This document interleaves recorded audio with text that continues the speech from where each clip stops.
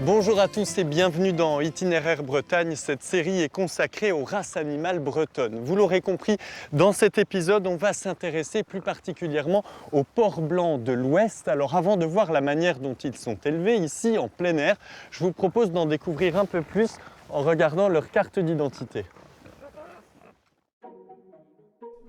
Le porc blanc de l'Ouest.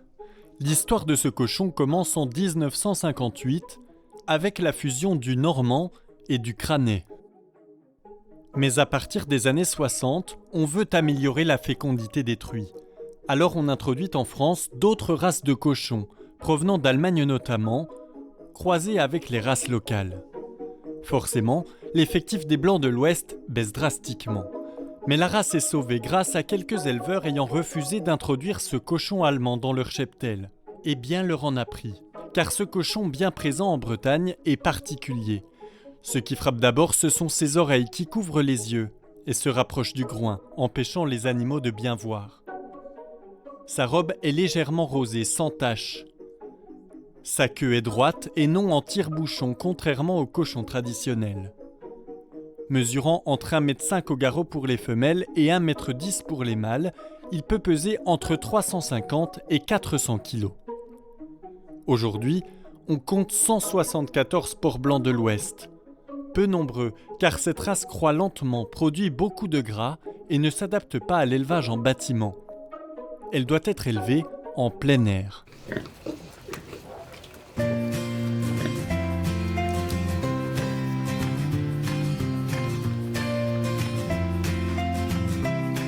À quelques kilomètres de Rennes, dans cette ferme bio, Victorien Guillaume élève des moutons, des poules et surtout des porcs blancs de l'Ouest. Au départ, rien ne prédestinait Victorien à s'investir dans l'élevage de ces suidés. Il y a 5 ans, lorsqu'il s'est installé ici, c'était pour du maraîchage. Mais très vite, il a commencé à élever le porc blanc de l'Ouest, car ce cochon, ce n'est pas n'importe quel cochon. C'est un cochon qui est assez familier, qui est docile, facile à élever. On peut l'approcher facilement, le toucher, il ne va pas s'énerver. Surtout quand il y a des petits, les mères sont assez calmes. Ça permet de travailler plus facilement. Alors qu'un cochon normal va être un peu plus nerveux, quoi. Surtout les truies. Dans son élevage, 4 truies, un verra, 15 cochons à l'engraissement et de nombreux porcelets. Des animaux nourris à l'herbe des prairies. Et pour compléter leur alimentation, ce mélange céréalier bio d'orge, de pois, de colza et de maïs. En moyenne, cette race mange l'équivalent de 2 kg de céréales par jour. Ici, les porcs sont élevés entre 10 et 12 mois, 2 fois plus longtemps que les conventionnels. Une philosophie d'élevage essentielle pour Victorien. C'était une race qui était bien adaptée au plein air, une race docile, qui valorise bien les fourrages. Donc là, ils sont sur de grandes pâtures, ils valorisent bien l'herbe aussi. Et ça nous permettait aussi de protéger les races bretonnes, ce qui nous tenait à cœur sur la ferme. Ça permet de garder une biodiversité paysanne, qui je pense est importante. En Bretagne, le cochon a longtemps constitué la base de l'apport en protéines. Des foires aux cochons se déroulaient, comme ici à l'Esnevin en 1947, où les paysans de la région venaient acheter et vendre leurs bêtes.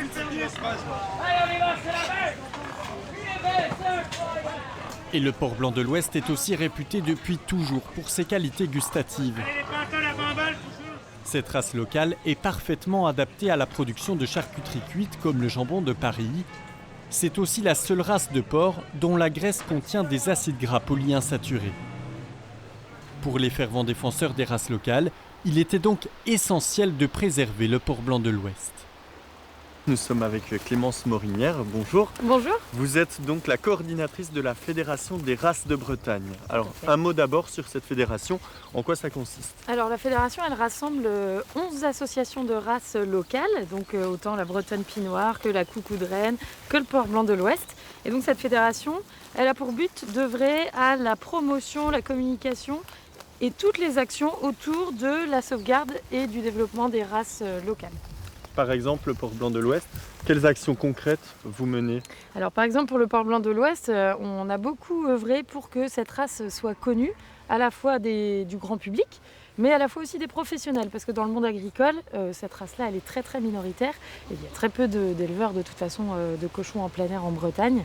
Donc notre but, c'est de montrer que c'est possible, on peut avoir des cochons Port Blanc de l'Ouest et en vivre, et aussi faire découvrir ces produits, parce que la qualité gustative des produits de Port Blanc de l'Ouest n'a rien à voir avec les autres, et donc notre but, c'est d'aller dans des salons, d'aller dans les lycées agricoles, d'aller rencontrer des restaurateurs pour leur faire connaître ce produit et montrer que ça fait partie du patrimoine de Bretagne. Et puis aussi l'effectif des Ports Blancs de l'Ouest, est-ce qu'on a réussi à sauver la race? Alors, on ne peut jamais dire qu'elle est vraiment sauvée, la race, à partir du moment où ses effectifs sont encore très faibles.